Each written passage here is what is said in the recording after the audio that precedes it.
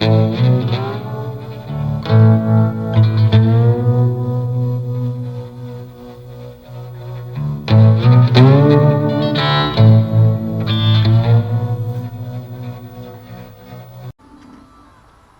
guys. Went outside even. Planning a fishing trip tomorrow. I think I'm gonna head out to Manchac here in Louisiana, right off of I-55, right above Lake Maurepas.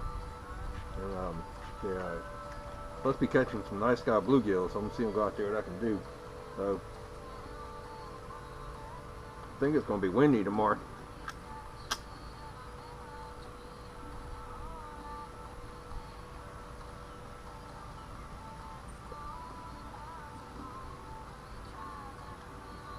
Joining one of my cod pipes.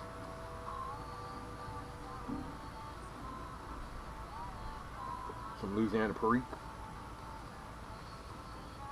So, a couple weeks ago, I did the ultimate stupidity. I put on my rods in my car, got to the gas station, pushed the ice chest in, pushed the rods further back. When I opened the gas station, got there and opened my trunk and shut it, I heard snap. So I broke one of my rods. If something breaks, something goes, something comes in. Ugh. It was one of my fly rods though. One of my bait casters. So I went to Bass Pro. Gave myself like $60 to spend, right? And I wanted to, because I'm either fishing with a fly rod or some type of ultralight gear, unless I'm saltwater fishing, right? So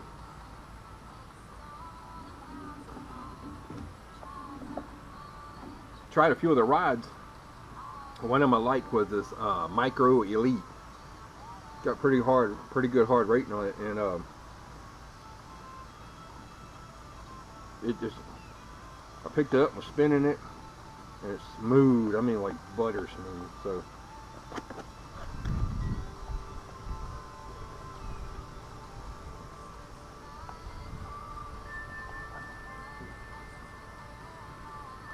Show you the box in case you want to read it.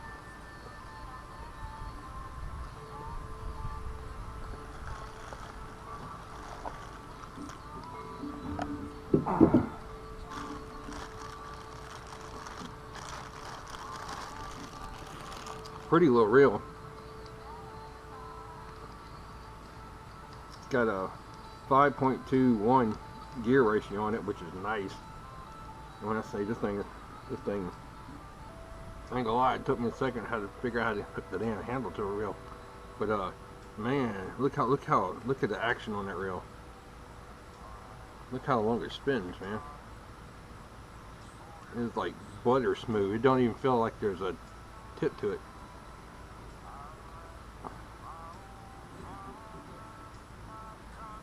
But it's the Micro Elite. Pretty real. Got a really good rating on it. Came with a rod, but the rod had one of those big old long butt sticks on it. You don't need that for bluegill fishing. So choosing a rod, I went with the rod that these reel came with. Like I said, was like the saltwater ones with the reel and the skinny shaft and the butt point on the front of it. And I do a lot of kayak fishing, right? And I can't. It's not feasible to have a big old long handle on it because it gets in the way of the life vest and everything else. So this is the Berkeley, right? This is the Berkeley Cherry Wood HD. They had these for 19 bucks, right? And it's an ultralight rod. It's a pretty rod. Cart handle, and it's got the shark buttstock, which I like because, like, you know, you sit there fishing and kayak and you got your vest on and stuff like that, and it gives you a lot more versatility and room. But it is a pretty ride.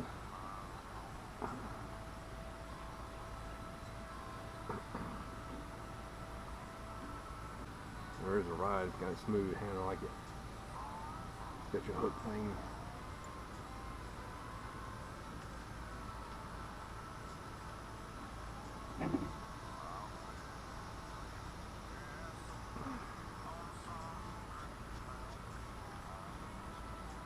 They had cheaper setups, but I wanted to go. I just, you know, once I picked this reel up and saw how smooth it was. I mean, look how smooth that reel is. Look how long it turns.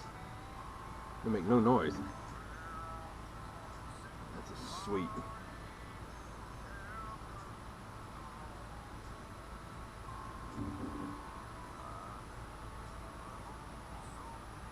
So the reel was $39, and ride was $19. So it was a 40, 50, 60, about 65 something with tax and all that. But this ride is going to be really good for bluegills and really good for Sacalait. And I'm going to, I'm not sponsored by Bass Pro, so this is the Bass Pro Crappie Max Visual line. This line is the Super Viz line, but it's really good line. And for 4 pounds, this might as well be 6 pound test line. Their 6 pound test line, I use some other rods, and I've caught some big fish with that line. This is really tough line. It's really good. The only drawback is that, you know, you have to change it like every other 6 months or something like that, because it starts getting curly and brittle. But when you put it on at the beginning fresh, this line is really, really good. It comes in 4 pound, 6 pound, 8 pound, and 10 pound.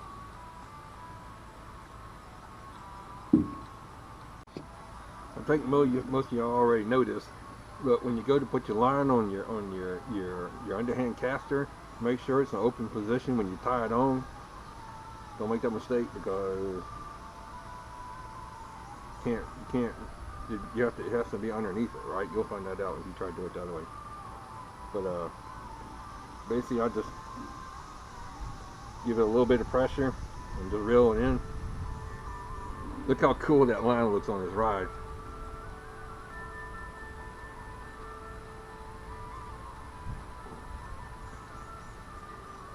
But like I said, that 7 bearing system is a smooth ride. Like, go to Bass Pro, pick up some of the little underhand casts, twirl them in your hand, and then they got these separate, where all the reels are, with the little handles where you can pick up and stuff like that, and reel one of these, man. It reels like $100 reel, easy. You watch my videos, I do a lot of swamp fishing, and I tell you what, man, you never know what you're gonna hook. They're like a 6 pound shoe pick would snap this rod like a toothpick. And if you didn't, you know, you had your drag loose, you're gonna pull all your line out or wrap underneath something, over something, you're gonna lose them.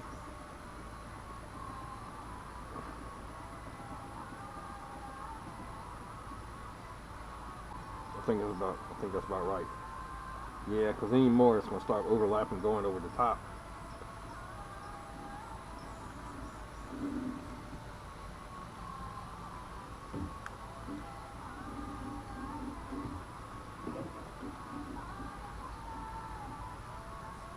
It's a 2-piece, which is nice because it's easy to store.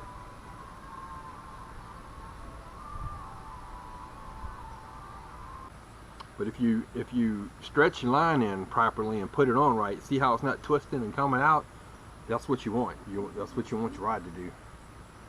That way you can give it slack like that, and it's not rolling, twisting out. Get a good stretch in your line. Okay, so the baiting it up part. This is my little bluegill box. Don't need no big extravagant box. Basically, this is all I need. This has got my multiple size of sinkers. I got a couple little rooster tails in here in case I've run some Sacalait. My little beetle spins, these are super deadly. Got my carts. I like the little small carts like that. Don't use green, because a lot of times green you can't see it in the water, so always make sure you use a yellow or orange or red. You know, maybe you got 20-year-old eyes, you can see better. The old-timey carts. Got the little bitty carts like that. Brim hooks. I always use a number 6 extra long shank, because The extra long shanks are just so much easier to grab a hold of and get out of a bluegill's mouth once they demolish that cricket and swallow half the hook. You definitely appreciate the longer shanks. Start out putting the cork on first, I usually do.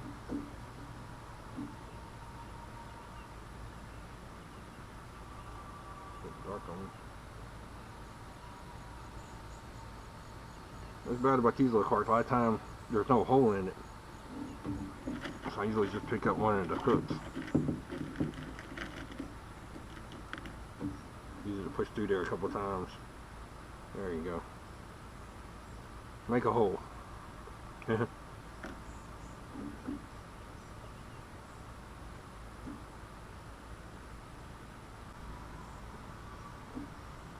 Bluegill rigs, you don't want to fish too deep, especially if you fish in the morning. You don't want to be about a foot and a half deep because bluegill feed looking up.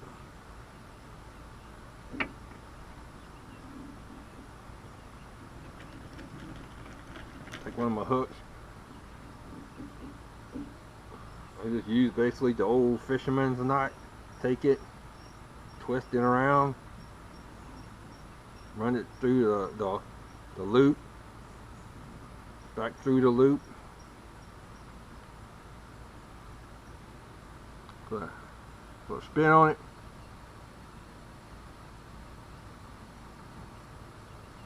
Tighten it down.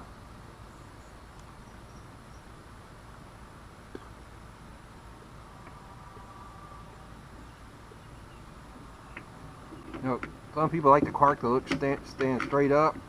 I like mine to be kind of like laying sideways in the water. So I usually take that shot. Yeah. Put about 5 or 6 inches from the hook.